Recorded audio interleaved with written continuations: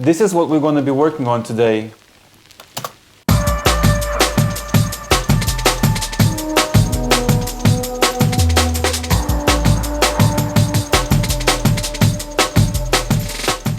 What's up everyone? I hope you're all doing good. First of all, I'd like to take an opportunity and thank you all for supporting me by buying my newest album, Voices of Jupiter, both digitally and on a cassette tape. Cassettes are selling quickly, there's still a couple of copies left, so don't sleep on that, and because once they're gone, they're gone.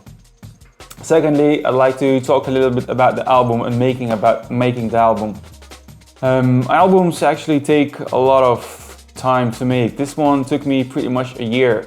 And after making the album, I felt like I need to take a little bit of time and take a break and not do anything.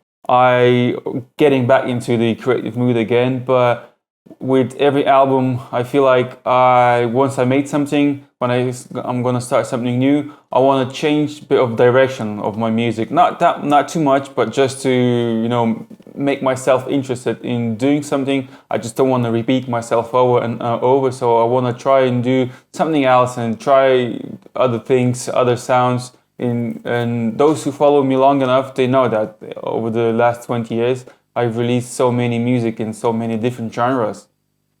But the last couple of years, I decided to settle into jungle, and I still want to do jungle sort of thing, but try other sounds a little bit as well. I don't know how can somebody make music like the same music over and over and over again. For me, it's always have to be some sort of change. My rule was always, once I finish an album, I'm just not gonna do the same on my next album. So I was always trying new directions, new sounds. And for this particular track, I wanted to sort of keep my jungly spirit, but introduce a bit more minimalistic drum and bass, which mostly the biggest difference is in using the breaks, the different kind of breaks that define whether it's gonna be jungle or whether it's gonna be more sort of like a drum and bassy thing, Of course, we're gonna start with samples. I can play music easily, melodies and stuff, but sometimes I feel like drum and bass or jungle, sometimes it works better when you use samples as textures and then base your track on that, on like textural layers. So the good thing about the technology these days, you don't have to really go to find records to sample from. It's easy to just go on YouTube, find something you like and just download it. So what I did for this particular track, I downloaded Blade Runner soundtrack by Vangelis. This is how the file looks like, and it's nearly 2 hours long. So what I do, I just go through like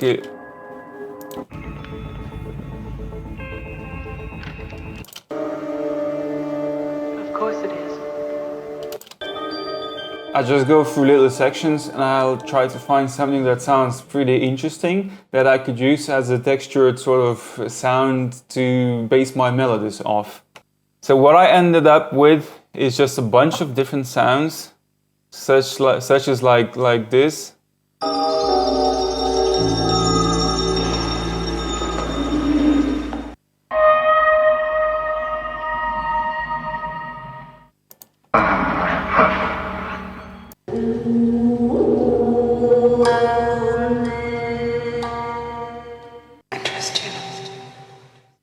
And obviously the breaks. I always start with my breaks, and I went through the database that I have, like lots of samples of breaks, and I picked up a couple of breaks. I usually love layering breaks one with another just to add a bit more, shuffleness.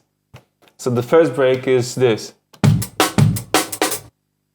And the second one is more of like Ronnie Size type of break.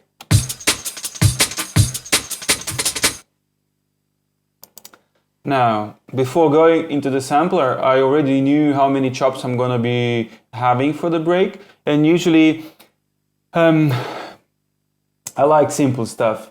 And the older I get, the less complex it is, I love. It's not something like 20 years ago, for example, I was happy spending hours and hours on complex stuff such as like this.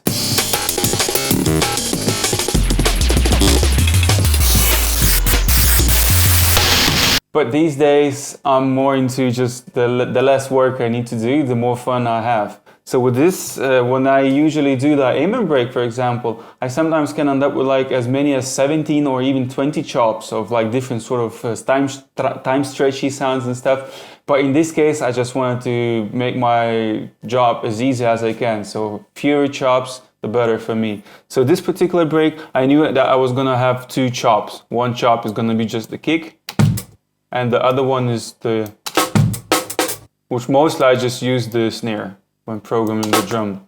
And the second break, I also knew that I'm gonna have three chops. So one chop, another chop, and the third chop. The way I program the drums is usually I use the pen tool and then just paint them over in this window, because I find it's the easiest way to do it. So for example, the first break, that's how it sounds.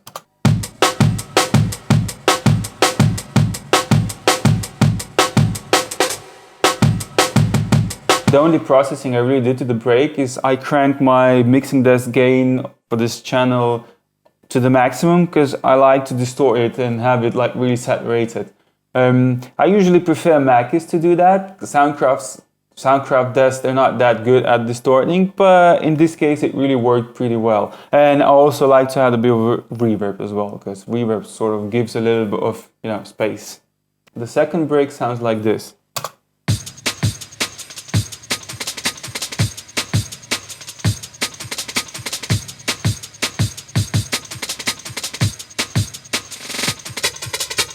When it comes to samples, I usually like to use this trick. For example, I have this sample.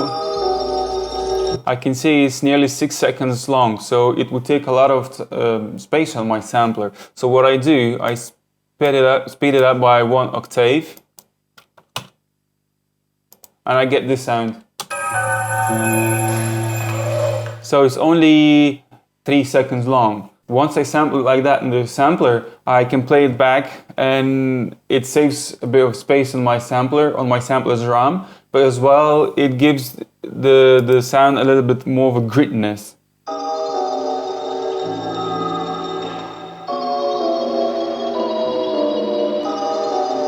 And this thing I do with all of my samples. I usually just speed it up 12 tones or 1 octave, and then I sample those into the sampler and play them back on a lower notes, like this flute sample.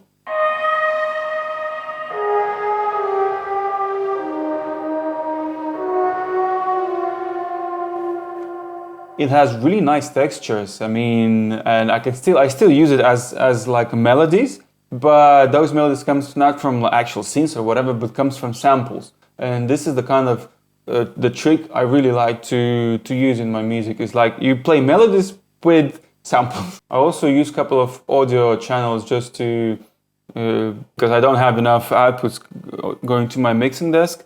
I use audio sources to add a bit more textures. For example, I have this tambourine that's actually coming from Roland JV 1080.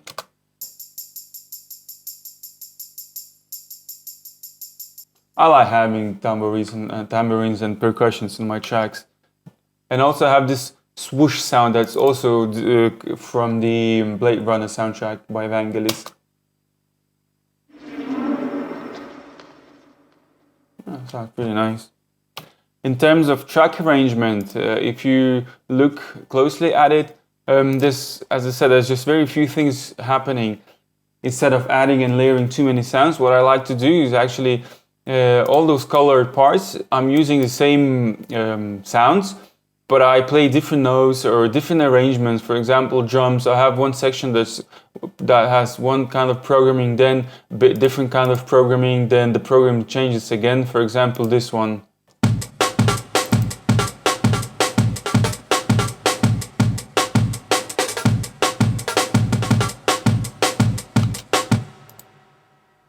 So yeah, I like to be limited with my equipment, but I would like to be very creative with my arrangements and notes playing and stuff. I always like variety, and I kind of try to introduce every 8 bar. I like things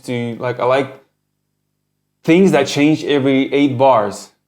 Also, quick note about analog versus software music making. I know there's plenty of videos on YouTube that will say that analog is much better than digital, and other will say software is much better than analog hardware. Which my case, well, the way I see it, I see that both are really good, but they have bit different uses. Like, I mean, whenever I try to make 90s sounding jungle or drum and bass with computers, I always end up not liking it that much, because it's very difficult for me to get the exact sound that I want. But once I start doing this with hardware, it's so easy to me to get the results straight away. And the reason is this: I've noticed that whenever I tried and did A/B testing, so using same sounds, I tried doing stuff with hardware and then doing this with software and see what the difference is. The difference that I hear is this: analog. Everything, when I do everything with analog, including the mixing, which is a very important part, the sound, the end result comes out really organic, very warm, and I really like how it sounds. When I do things on a computer, everything sounds very digital, very sterile, and no matter how much I try to make things sound good, when I do things on a computer, it still kind of sounds very computerish, and everything is just sounds separated. I mean, the drums on its own, the melodies, there's no sort of like organic oneness, the one that you can get from when you do things completely on an analog way. However, I use computers for other stuff, for example, like ambient and sound design, like such as this.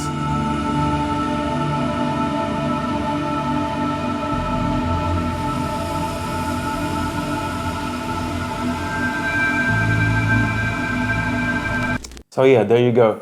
And in conclusion, let's hear the full track. And if you like these videos, please don't forget to subscribe, leave a comment, and I will highly appreciate that. And have a good day, and I'll see you on the next video.